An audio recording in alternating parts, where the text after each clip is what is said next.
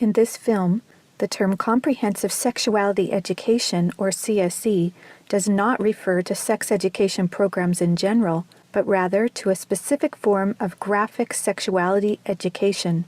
CSE is designed to change the sexual and gender norms of society, promotes high-risk sexual behaviors, and encourages even the youngest of children to experiment sexually. For the protection of the viewer, explicit images from CSE text that will be shown have been blurred out. However, the subject matter is still not appropriate for children.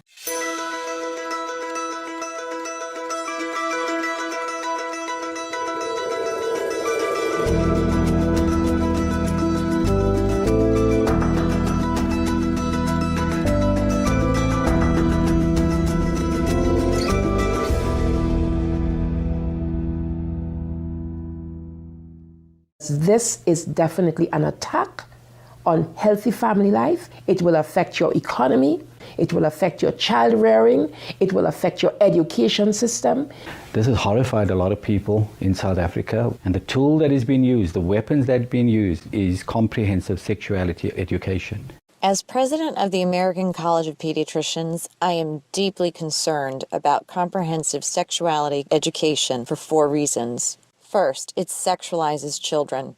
Second, it threatens children's health. Third, it promotes a dangerous gender ideology. And fourth, it undermines the parent-child relationship, which violates parental rights. My life's work has been to protect children by exposing the roots of the sexual revolution, the sexual rights movement that's led to sex education worldwide, globally. Say not to CSC! Say not to CSC! Say not to CSC! There is a worldwide war raging across the globe. Not a war of guns and weapons, but a war of ideas, ideologies, and worldviews regarding sex.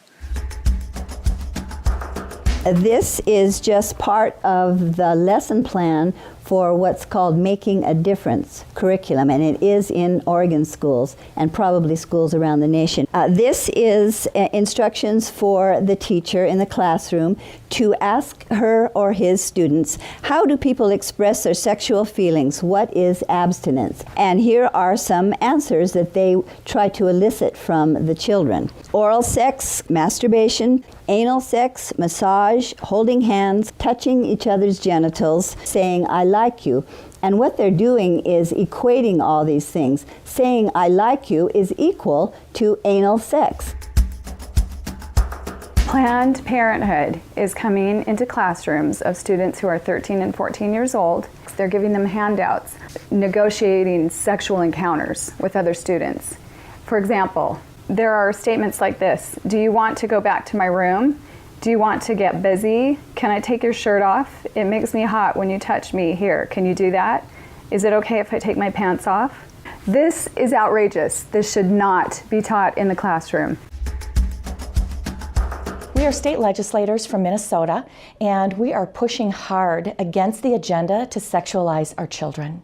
Minnesota is on the leading edge of this radical agenda, and we're trying our best to fight against it. They're pushing a comprehensive sexual education agenda, including the book, It's Perfectly Normal. It is pornography. It is something that even some of my colleagues, men especially on the House floor, did not want to look at. Showing children as young as 4th grade. In fact, it's recommended for 4th graders as their comprehensive sex education. We couldn't show this on the television news, but yet we want our 4th grade children to be looking at this book. When a child looks at a pornographic image within 0.3 of a second, that's imprinted on his brain and her brain permanently. We know that there's an action that takes place which is called mirroring images, so that children will want to or will act out what they see. In the name of sexuality education, children are seeing obscene materials that have been ruled by Congress and by the Supreme Court impossible to show to children. where we in Latin America, we still have a lot of poverty. We have communities that don't have fresh water, that don't have electricity, children that cannot finish even primary school. Focus is completely shifted from basic needs to this very idealized agenda. They get comprehensive sexual education without the consent of parents, taking and deconstructing the family. They have really concerning campaigns for children. The strongest one is "We demand sexual education, impossible to live without it." One of them is called "Put It On." They have elementary students as young as 9 years old. Then they teach them how to wear a condom. And they have this plastic genitalia, and they even have young girls. They're teaching them how to put a condom on a male genitalia and boys how to put a condom on a women's genitalia without the knowledge and consent of the parents. Most people are unaware that International Planned Parenthood Federation, also known as IPPF, is one of the largest providers of graphic, comprehensive sexuality education programs. With 65,000 service points in over 170 countries, this should concern governments and parents everywhere.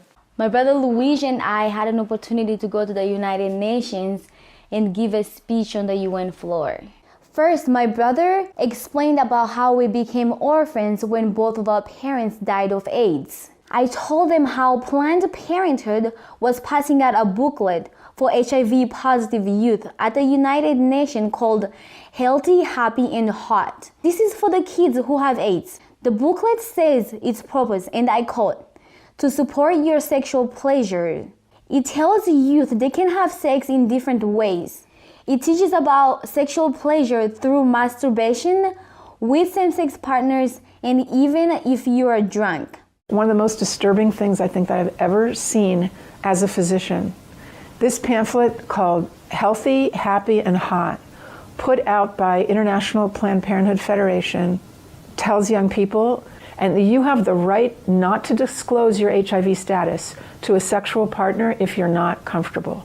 I was just so offended at the booklet that Planned Parenthood put out, inviting people living with HIV to engage in the very acts that would harm them. It's all about rights instead of health. It also tells young people that are HIV positive that if they decide with their partner not to wear a condom, that's their decision.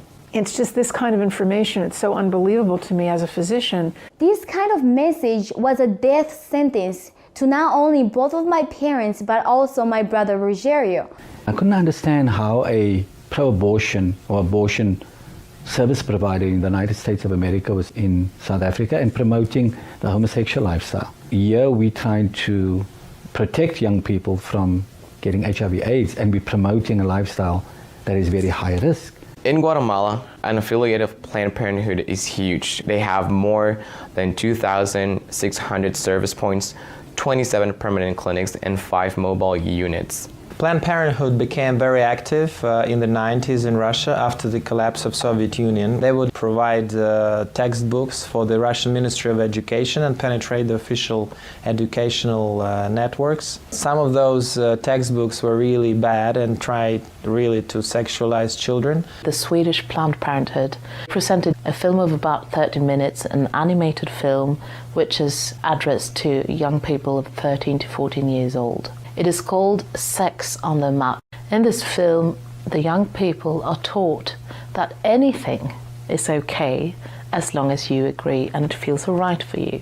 International Planned Parenthood Federation, especially in the Latin American region, is omnipresent. Be it at the mission at the United Nations, the person, for example, working on the actual language, drafting the document, is a direct International Planned Parenthood affiliate. We see the same thing in the Mexican government. They're usually the #1 advisor to the mission. They have a direct influence on the outcome documents, on what is established, what is negotiated at the UN. Planned Parenthood is one of the largest organizations in the world pushing sexual health and reproductive rights.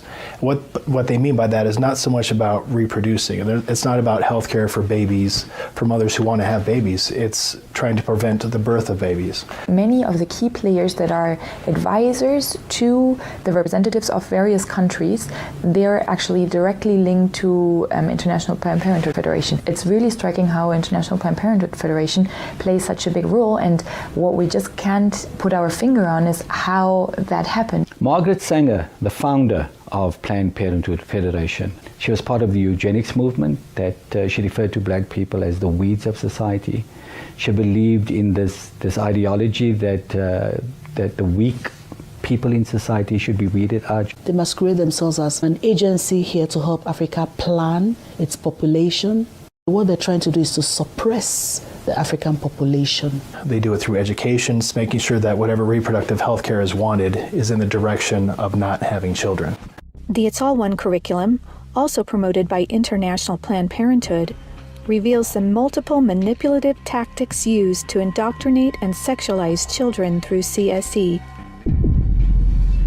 Like other CSE programs, It's All One claims, among other things, to be evidence-based, comprehensive, human rights, gender-sensitive, and culturally appropriate education that will increase young people's responsible decision-making, to reduce adolescent rates of pregnancy and sexually transmitted infections, including HIV. It's All One, however, like most CSE programs, is really just cleverly disguised abortion rights, sexual pleasure education, masquerading as human rights, gender, and sexual and reproductive health education. It indoctrinates youth in radical feminist ideologies regarding power, privilege, and equality. It aggressively promotes abortion with 112 references to abortion, manipulating young minds using scare tactics, telling girls, every minute of every hour a pregnant girl is dying, so we need to legalize abortion. Students are then required to read stories of girls who have had abortions so they can learn to walk in her shoes in the decision to have an abortion. Like other CSE programs, It's All One has an obsessive focus on sexual pleasure, mentioning sexual pleasure 62 times. It promotes multiple sex acts, the idea that one sexual practice is not better or worse than another, and instructs children on how to stimulate themselves or their partner to orgasm. Children are also asked to read personal stories about feeling sexually attracted to someone of the same sex. It also helps students identify the skills they need to be able to negotiate comfortable sexual relationships, and claims there is no right age to have sex, and that each person has to determine when he or she feels ready to have sex. To explore their readiness, children fill out a worksheet that infers children are ready to have sex when they are feeling close to the other person, when both of you want to have sex, when you are feeling sexually attracted to the other person, and when you're feeling comfortable about telling the other person what feels good sexually. It teaches that human rights encompass sexual rights, including alleged rights to all persons to sexual expression and the right to seek sexual pleasure. Students are also given a list of problems they can work on or advocate for, such as adolescents don't have access to sexual and reproductive health services, and where abortion is illegal, it is dangerous. It's All One curriculum has been in high demand since it was launched several years ago at the United Nations, with requests coming from more than 150 countries and from every state in the United States. This program has been taught to children across the world. It can be difficult to understand why any organization would promote promiscuity and high-risk sexual behaviors to children through comprehensive sexuality education. However, hooking children on sex is a multi-billion-dollar business for Planned Parenthood and other similar organizations. This is because children, or prospects, once sexualized, become Planned Parenthood customers dependent upon their services, and then are turned into peer advocates or educators, recruiting other young people as peer educators to generate even more customers for Planned Parenthood. Some of the lucrative, youth-friendly services Planned Parenthood and their partners provide include sexual and reproductive health counseling, contraceptive counseling, including emergency contraception, abortion services, sexually transmitted infections, including HIV prevention, treatment, and counseling, and now they even provide transgender hormone services. Planned Parenthood aggressively and quite successfully lobbies governments and the United Nations for millions of dollars annually to fund their multiple services and programs, including CSE. Some of their top executives receive high six-figure salaries, yet most governments are completely unaware of their true sexual agenda. Just looking into the next years in the context of the Sustainable Development Goals, that determines the agenda for the next 15 years. The voice is very, very biased. It's just International Planned Parenthood Federation and their affiliates who actually make the suggestions. The United Nations is also aggressively pushing CSE for children worldwide. A prime example of this is the International Guidelines on Sexuality Education, published by UNESCO in cooperation with UNFPA. Some of the objectives of the UNESCO Sexuality Education Guidelines include teaching children, among other things, at age 5, that masturbation is not harmful, at age 9, about sexual stimulation and the definition and function of orgasm, at age 12, about respect for different sexual orientations and gender identities, and at age 15, that both men and women can receive sexual pleasure with a partner of the same or opposite sex. When I got to the UN behind closed doors, I was really shocked. Comprehensive sexuality education, which was being pushed at us, really meant encouraging children to experiment sexually. The comprehensive sexuality education is presented as a silver bullet that would solve all the problems. It's seen as the index to economic growth, as a solution to poverty, as a solution to everything. Even more disturbing are the World Health Organization standards for sexuality education in Europe. These standards actually suggest that children ages 0 to 4 should be given information about enjoyment and pleasure when touching one's body parts or masturbation, and given the right to explore their gender identities. For ages 4 to 6, children should be taught about same-sex relationships and respect for different norms regarding sexuality. For ages 9 to 12, the differences between gender identity and biological sex, and about their sexual rights as defined by International Planned Parenthood Federation. And finally, for ages 15 and up, children should learn to celebrate sexual differences, about violations of their sexual rights, and their alleged right to abortion. The UN's Children's Agency, UNICEF, also promotes comprehensive sexuality education, and as far back as 1999, UNICEF was also found to be promoting the sexual pleasure agenda. For example, on page 89 of a UNICEF-published Sexual and Reproductive Health Manual for Pregnant Teens in Mexico, UNICEF listed situations in which one can obtain sexual pleasure that included sexual responses directed towards inanimate objects, animals, minors, and non-consenting persons. The way they're doing this is to actually penetrate our schools. And so once it changes at the policy level, then we'll probably have no control over what is taught in the schools and who teaches it. An online CSE program for African youth called The World Starts With Me tells children that sexuality includes French kissing, oral sex, and masturbation. It then tells them it's their own choice if they want to lose their virginity. It shows children pictures of naked girls and boys in various stages of development, and then asks them to point out differences in their private parts. Parents likely will never know, as it is all done online away from home. This program has been found in Kenya, Uganda, Ethiopia, and Ghana, and is probably in many other African countries. We have had several high-level visits to Jamaica and the Caribbean from Prime Minister David Cameron of the UK, from the Secretary General of the UN Ban Ki-moon, and from President Barack Obama. This is about pressuring the Caribbean to accept the sexual rights campaign. Letters have been written, try to get the Nigerian delegation to actually yield in matters of comprehensive sexuality education. The UN is for all countries, great and small.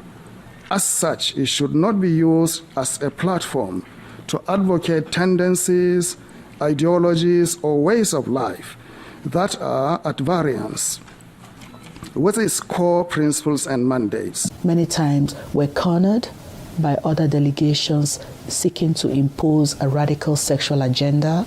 We were confronted with a text that was replete with controversial issues, extremely divisive in nature. The Nigerian government was actually told by the Western countries that if they do not give in, that they will be denied foreign aid. Let me express serious concerns regarding UNFPA's attempt to discredit the government of Nauru and its permanent mission to the United Nations during these negotiations. UNFPA has tried to convince my country to change our positions on issues such as reproductive rights and comprehensive sexuality education. Harassing my capital or going through UNFPA's regional office in the Pacific will not change my country's position. Madam Chair, does the UNFPA think it can do this because Nauru is the smallest member state of the United Nations? The interests of organizations like UNFPA and IPPF is to get parents out of the picture and to radicalize and sexualize children. At the UN, if parental rights is being proposed in a document, it's thrown out. A report by the United Nations Special Rapporteur on the Right to Education, issued to the UN General Assembly, claimed that children have a right to comprehensive sexuality education, aimed, among other things, at abolishing guilt feelings about eroticism, and that will teach about the importance of sexual diversity. In comprehensive sexuality education, the approach is to celebrate sexual freedom or sexual license, to celebrate experimenting from a medical perspective. When sexual freedom is the priority, then sexual health is going to suffer. You just can't have it both ways. If a sexual education program is teaching a child or leading a child towards multiple sexual relations, early introduction to sexual intercourse, it is, by the data, a public form of sexual abuse. Out-of-wedlock births are going to skyrocket. They're going to have many more abortions. They're going to have much more STDs. The probability of depressions and anxiety directly out of matters sexual increase very significantly. So our country had a secret visit from the U.S. Special Envoy for LGBT rights, Mr. Randy Berry. He was accompanied by the senior LGBT coordinator for USAID, Mr. Todd Larkin, to try and see what the Jamaican climate was regarding sexual rights and how they could influence change. We were able to notify the public about this visit and to send a very clear message to the U.S. government that Jamaica will not be pressured into changing our values and our culture that protects the family. The Center for Disease Control, in their own research, shared information that 2% of the population of the US are men who have sex with men. And of that 2%, they account for 68% of the HIV infection. And the government of the United States spends $12 billion annually just to take care of that. I actually had to say to them that Jamaica cannot afford to spend that kind of money. One of the handouts that concerns me the most is called the Genderbread Person. They teach that gender is a spectrum, that you can choose to be whatever you want. You could be all female one day and the next day feel like you're neither female or male. Frankly, it's confusing. It's mental molestation. We're confusing these kids as to what they are. The greatest medical fraud in history is to tell someone that they can change gender. I lived as Laura Jensen for 8 years. I discovered that biologically it is categorically impossible to change a man into a woman. My life was completely torn apart. We have a whole specialty in medicine called gender-specific medicine. Did you know there's male and female kidneys, male and female hearts? If there's a woman who needs a kidney transplant, she will do better with a kidney transplant from a woman, because a kidney from a male, every cell in that kidney is going to have a Y chromosome. When we prescribe medications now, is this patient male or female? Because the reaction to the medication may differ. Leading young children down the path of puberty blockers, cross-sex hormones, and mutilating surgeries places them at a greater risk of developing high blood pressure, stroke, heart attacks, cancer, relationship problems, anxiety, depression, and suicide as adults. There are laws in Oregon where children as young as 15 can get taxpayer-funded sex changes without parental consent. You can't have an aspirin at school without parental consent. However, a student could make these life-altering, permanent decisions without their parental knowledge or consent. The Diagnostic and Statistical Manual of the American Psychiatric Association reports that as many as 98% of boys who are confused about their identity will come to accept their biological sex by the time they are adults, as long as they are not encouraged in their confusion. They're tampering with the core identity of these young people and confusing them. This is the enemy of my children and my grandchildren.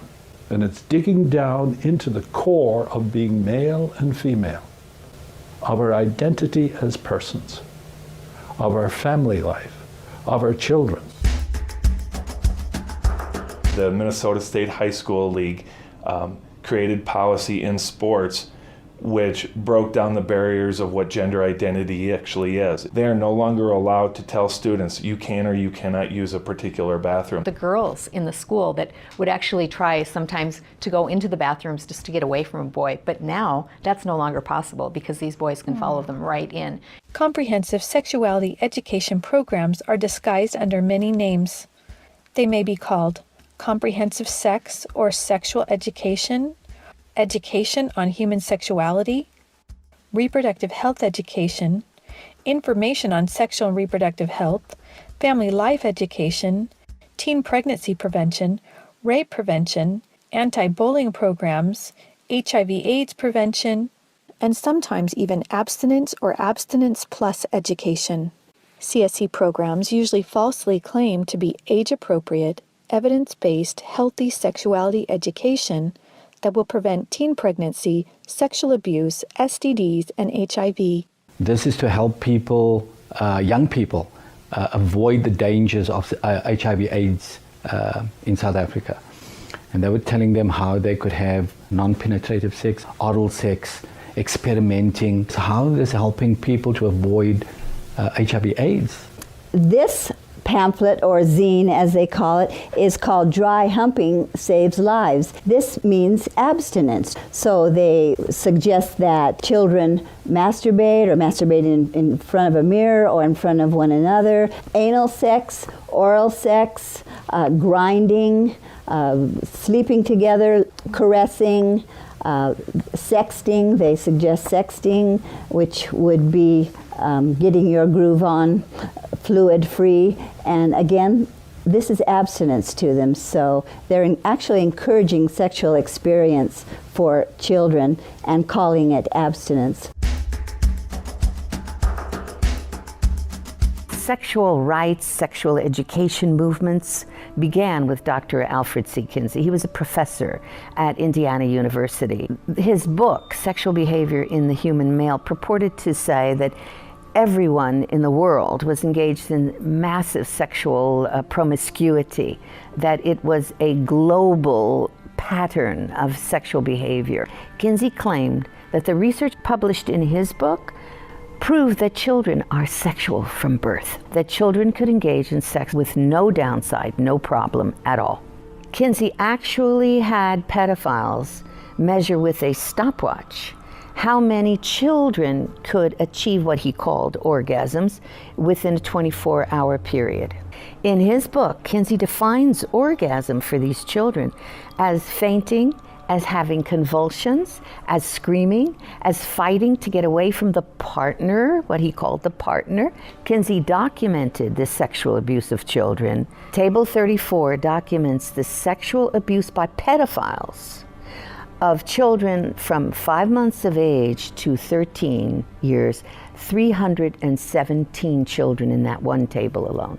The so-called research then, exploitation of these children, became the philosophies behind the entire structure of modern sexual education globally. Today, comprehensive sexuality education is based on this philosophy that children are sexual from birth, created by Kinsey.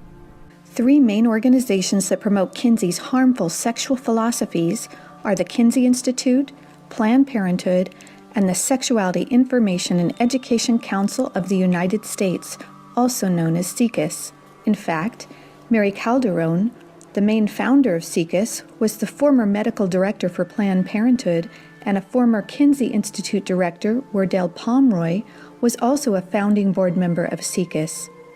These three organizations are all accredited by the United Nations and use their UN status to promote Kinsey-based sexuality education to children across the world.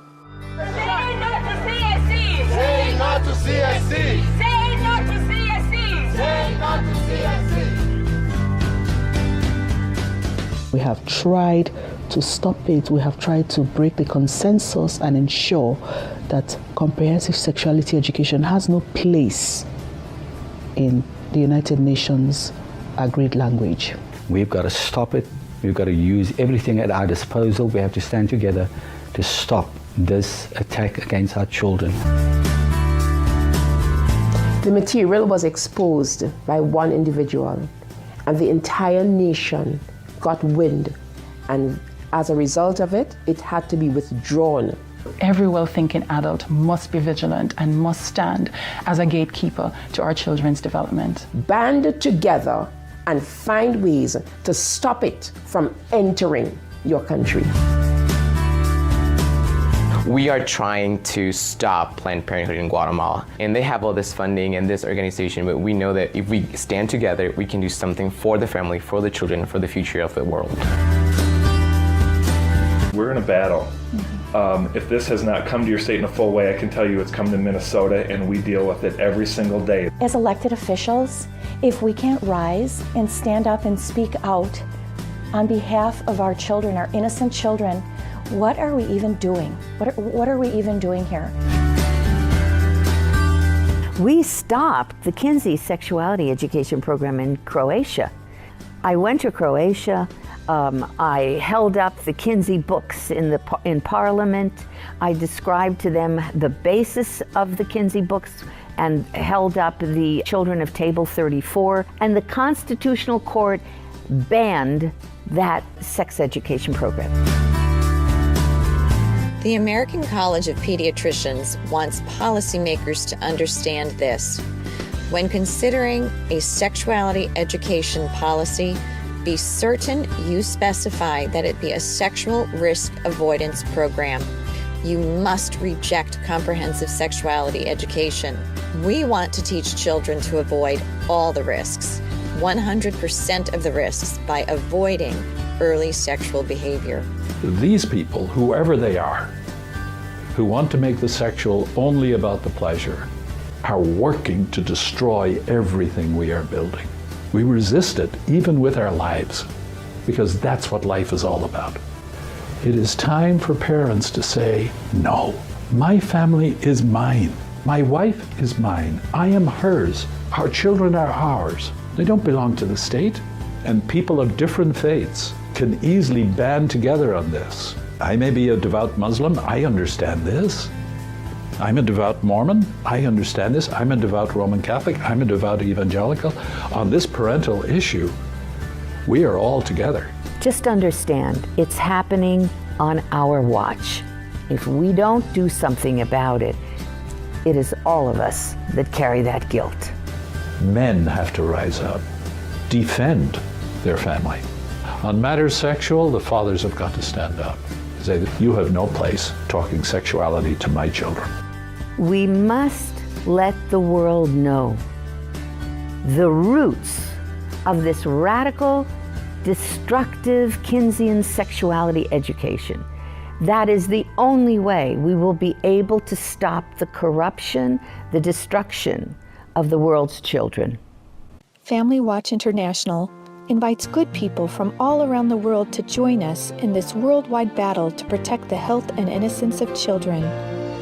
To learn more and to sign the petition to stop comprehensive sexuality education, go to stopcsc.org. You can also help by encouraging others to watch the documentary and sign the petition as well. Together, we can and will protect the world's children. The time has come, the time